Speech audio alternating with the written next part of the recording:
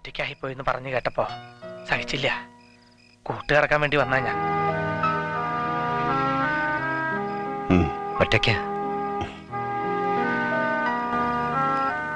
നമ്മള് ഗൾഫുകാർക്ക് ഇതൊക്കെ ശീലമല്ലടാ. ഭാഷ അറിയില്ല, പോലീസിനെ പേടിക്കണം, കയ്യിലൊട്ട് കാശുമില്ല. 3-4 കൊല്ലം നിന്റെ മുറിയിൽ എനിക്ക് ഊണും ഉറക്കവും തന്ന് കൂട്ട് കിടന്നിട്ടില്ലേ നീ? കൺമുമ്പിൽ പൊരി വെയിൽ കിടന്ന് തിളയ്ക്കുമ്പോ ഉള്ളും പുറവും ഒരുപോലെ പൊള്ളും.